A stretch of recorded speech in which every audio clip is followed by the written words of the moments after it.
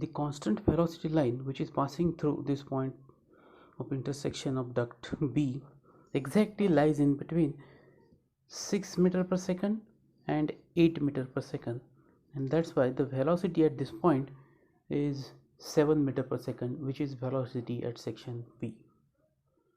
Now you can project this flow rates at different sections, like V dot C is 2.25 meter cube per second, which lies over here on the same constant frictional pressure drop line we have drawn, and you will get the point of intersection for C, point of intersection for D by projecting 1.5 meter cube per second.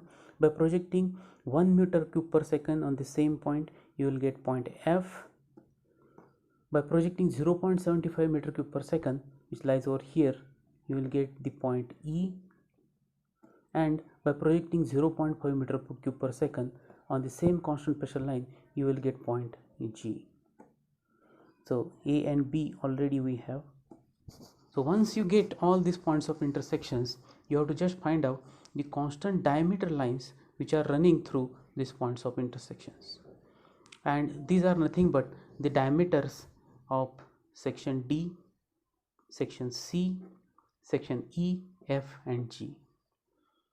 Similarly, just trace the constant velocity lines which are passing through the points of intersections, and those represents the velocities at section C, D, E, F and G, and you transfer this data into the table that we have already made. So I have the table which is already made, and I have transferred the diameters at section A 0.825, section B 0.74, section C 0.66, D 0.57 and so on, and I have taken the values of the velocities. This velocity is already given to us, and these are the velocities which are taken from the point of intersections for the section B, C, D, E, F and G. Note this frictional pressure drop per unit length, which is also called as friction rate, I have taken same 0.075 mm of H2O, because this is equal friction method, and once you get in the main duct 0.075, we are taking the same friction for all the remaining parts of the ducts. So it is taken 0.075 same for all the sections of the duct. So in this way, the sizing of the ducts can be done. For sizing of the ducts, only these three rows are important, that is V dot, L and D. If you want to calculate the total pressure at the inlet of the fan, then you have to make the following rows: this delta PF, this velocity and the velocity pressure. Now we will learn how to calculate the dynamic losses in the duct and the total fan pressure after that. To understand the dynamic losses, consider this section of the duct 1 to 2, where the velocity reduces from V1 to V2 meter per second. So V2 is less than V1, and since the velocity pressure is directly proportional to the square of the velocity, is rho V square upon 2, and that's why this PV2 velocity pressure at section 2 will be less than PV1, because the velocity is reducing. This is PV1. Let the static pressures are PS1 and PS2 at these sections. Now by Bernoulli's equation, for no other loss,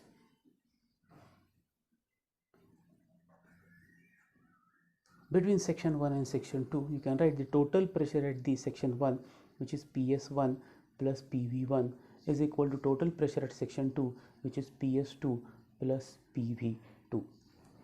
I will rearrange this equation like this by taking all the similar pressure on the either side. So it will be PV1 minus PV2 is equal to PS2 minus PS1. We taken this on the left. I will again change the left hand side and right hand side. So PS2 minus PS1 is equal to PV1 minus PV2. As we have seen that the velocity pressure reduces at section 2, and that's why there is corresponding gain in the static pressure at section 2, so that this balance will be maintained. And this gain in the static pressure due to reduction in the velocity pressure is called as static regain.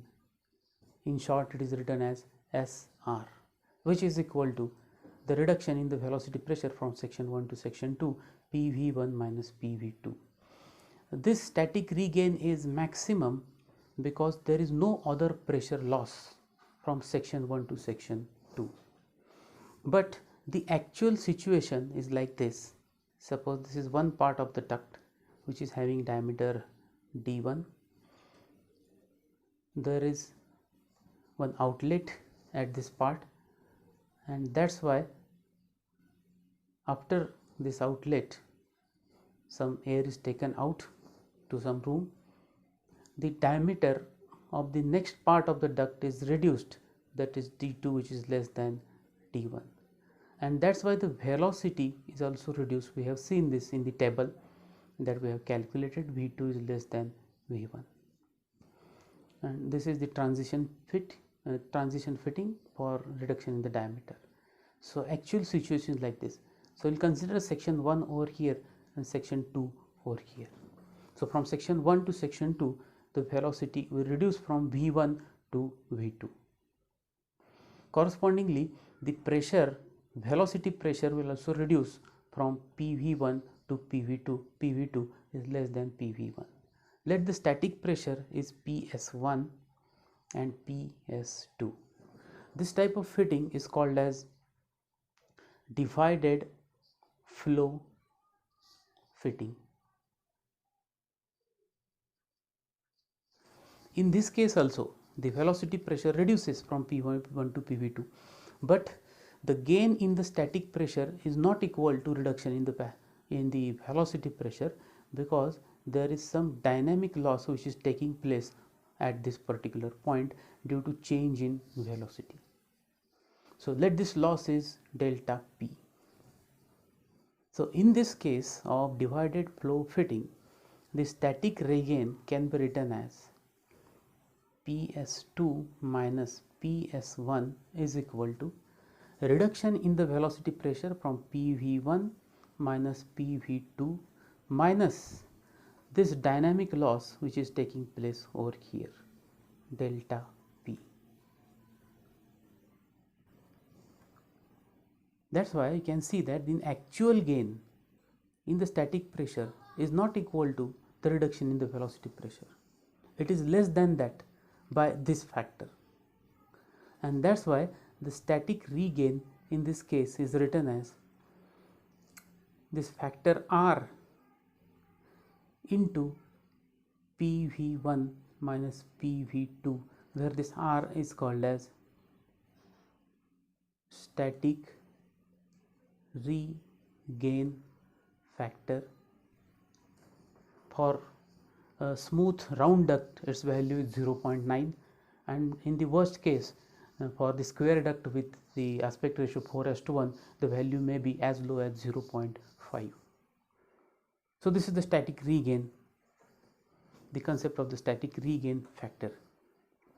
Now the total pressure loss from section 1 to section 2, I will write this as delta P 1 to 2 due to this divided flow fitting, can be calculated as like this: delta P 1 to 2 is equal to the total pressure at the section 1, which is PS1 plus PV1, minus the total pressure at section 2, which is PS2 plus PV2. I will just rearrange this so that the static pressure will be on one side, PS1 minus this PS2 plus this PV1 minus PV2, and I will change the sign of the first bracket only, so that we will get the static regain into the picture. PS2 minus PS1 plus PV1 minus PV2, and from equation number 1 this static regain is nothing but minus R into PV1 minus PV2 plus one more PV1 minus PV2 is over here. So I have substituted for the static regain from equation number A, which is R into PV1 minus PV2, and then you can take this bracket common. You can write this as 1 minus R into PV1 minus PV2, means 1 minus static regain factor into the velocity reduction, velocity pressure reduction.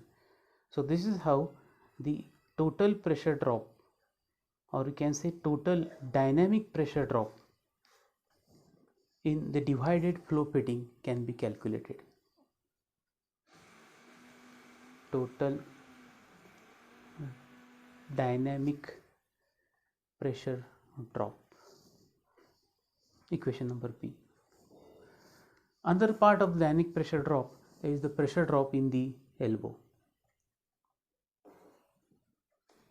So if there is an elbow located in the duct section 1 to 2, you suppose this is elbow, then the formula to calculate the pressure loss in the elbow is same as we have learned in the fluid mechanics classes. So this is delta P in elbow, it is directly proportional to the velocity pressure. Suppose the velocity is V over here, meter per second, and we add a coefficient over here, K into the velocity pressure over here. So it is K into rho into V square upon 2 delta P elbow, where K is called as dynamic loss coefficient, which depends on mainly the radius of the elbow. So if you know the dynamic loss coefficient and the velocity of the air inside the elbow, you can calculate the dynamic pressure loss inside the elbow. So this is equation number C. So we are going to use this equation number B and C for calculating the dynamic pressure loss in our example. Now since this dynamic losses required the velocity pressure calculation, we will calculate the velocity pressure in every section first.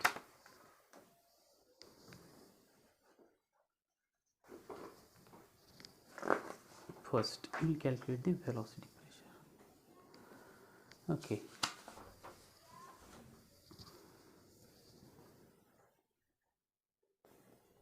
Velocity pressure calculation. This velocity pressure at section A can be written as rho into velocity at section A square upon 2. Now this formula gives the velocity pressure in Pascal.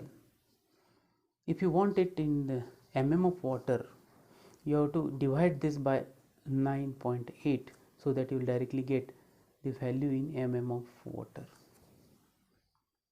Now we have the velocities with us. Velocity in the section A is 7.5, so I will put the value of this velocity over here, and the density is, average density is 1.2 kg per meter cube is taken into 7.5 upon 2 into 9.81, and the answer is 3.44 mm of H2O. The density is taken as constant 1.2 meter cube per kg per meter cube. So in this way, by taking the values of the velocity from this table that we have prepared with the help of friction duct chart, you can calculate the velocity pressure at section B, C, D E, F, G, etc. So I have already calculated this section A, the velocity pressure in mm of H2O. I will write this as 3.44, which is already calculated.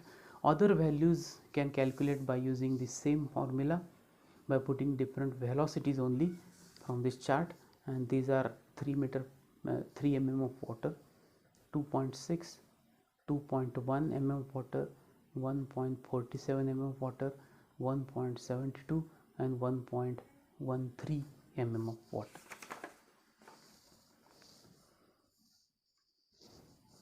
So once all the velocities are known, you can go for the dynamic pressure losses.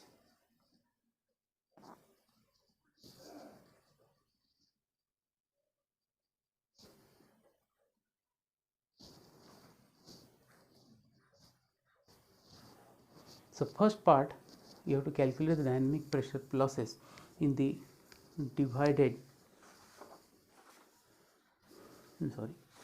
divided flow fittings.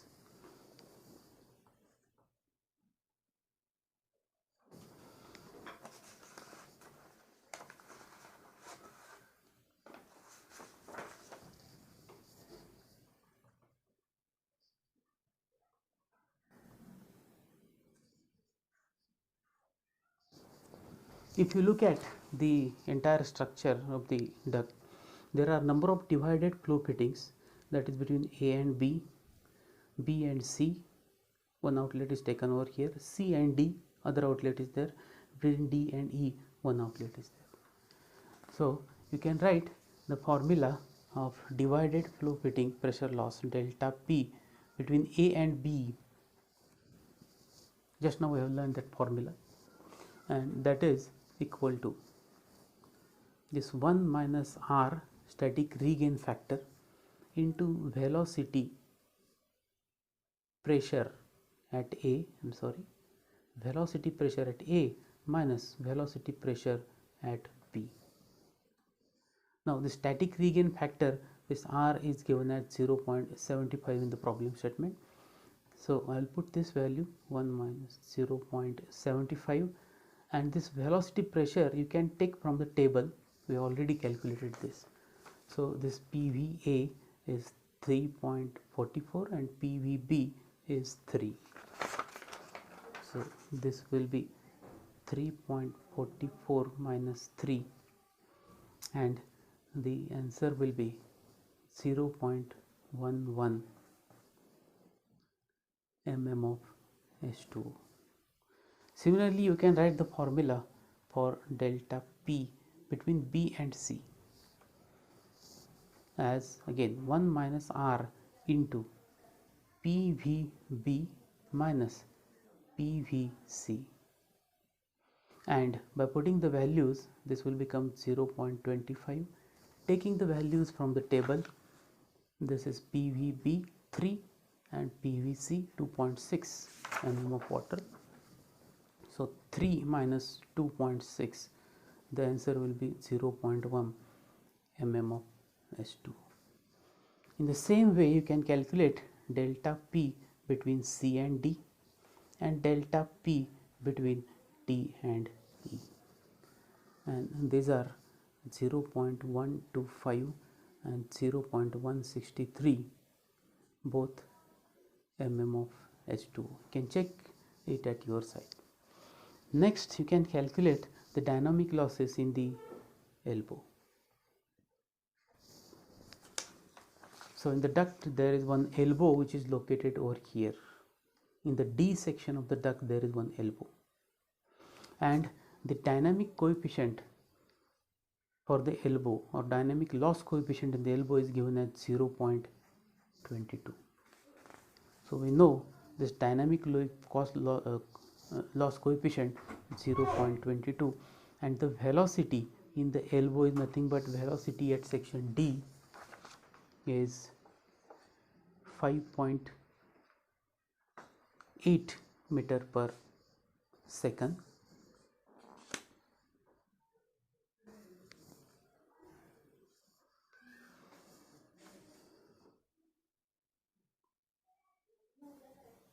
.8 meter per second, and corresponding velocity pressure is 2.1 mm of water column.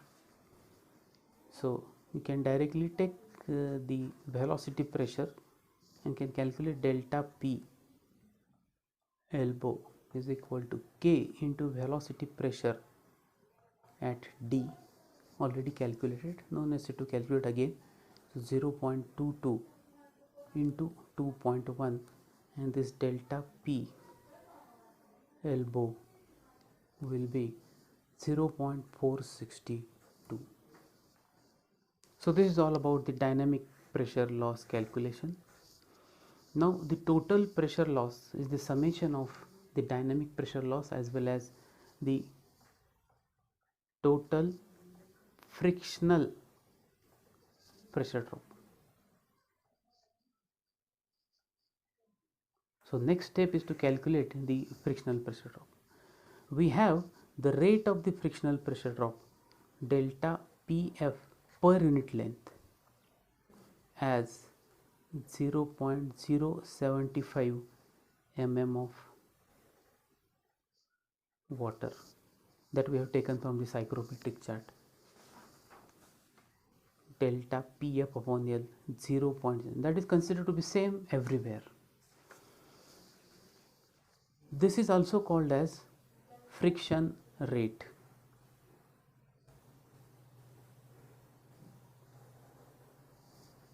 And that's why the total frictional pressure drop is nothing but the rate of friction pressure drop delta Pf per unit length into the total length.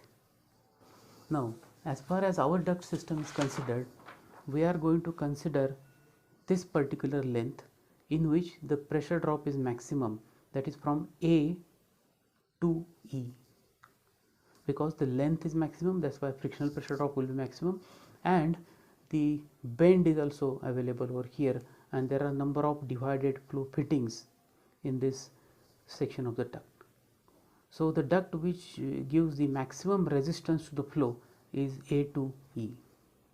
So we have to consider the length A to E in summation of this 12 meter, 11 meter, 5 meter, this 2 meter, 2 meter, 5 meter, and this length is A to E or distance A to T, and that is 0.075 into this distance is, I think, yes, 37 meter.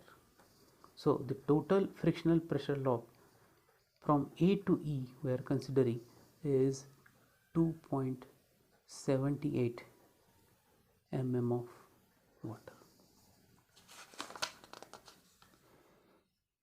Now once all these pressure drops are calculated, we have to calculate the total pressure loss. Now once again have a look at this diagram. Sorry.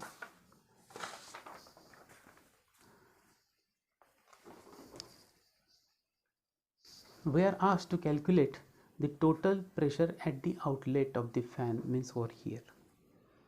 But if you do the pressure balance, the total pressure at the outlet of the fan is nothing but the total pressure at the outlet of section E.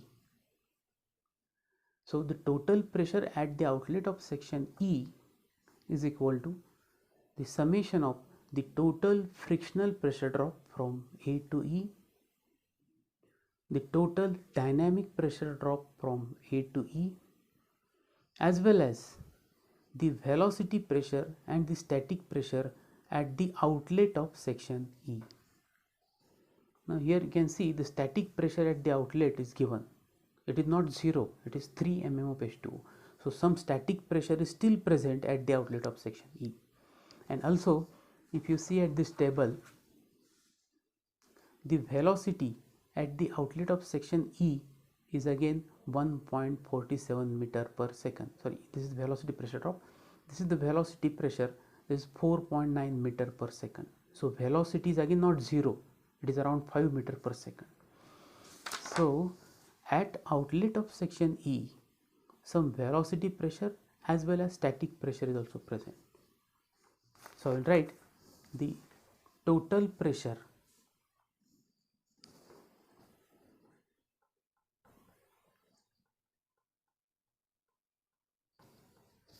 at fan exit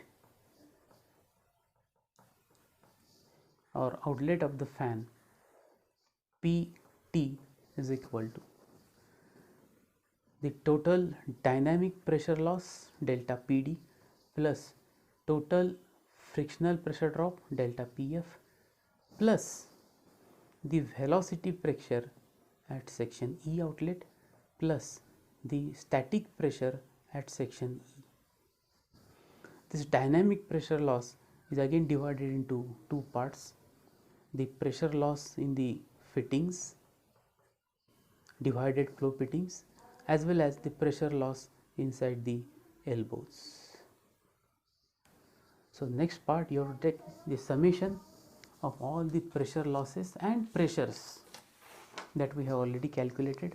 So in the fitting the pressure losses are 0.11, 0.1, 0.125 and 0.163. I will write it in the fittings: 0.11 plus 0.1 plus 0.125 plus 0.163. The elbow loss we have calculated here is 0.462.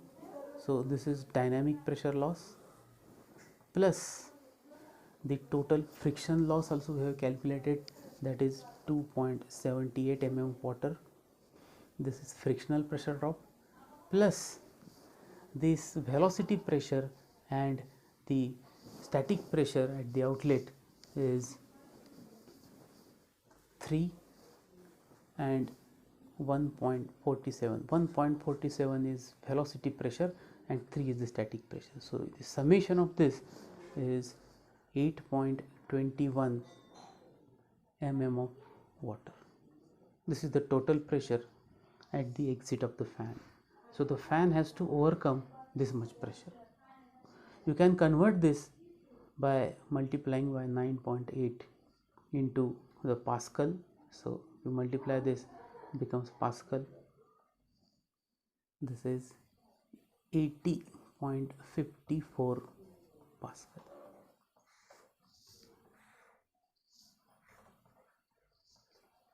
So in this way the total fan pressure is calculated.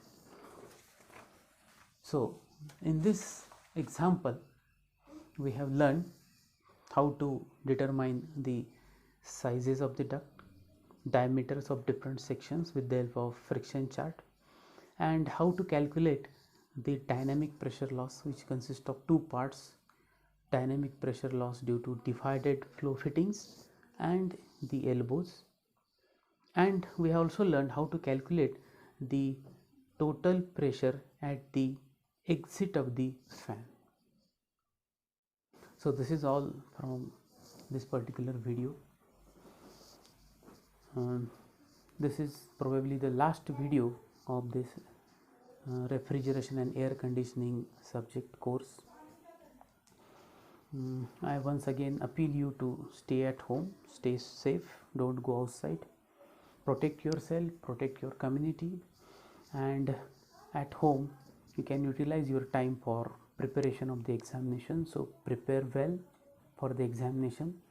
If any doubt is there, you can directly contact me through email or through message, or you can call me also. All the best for your examination. Thank you very much.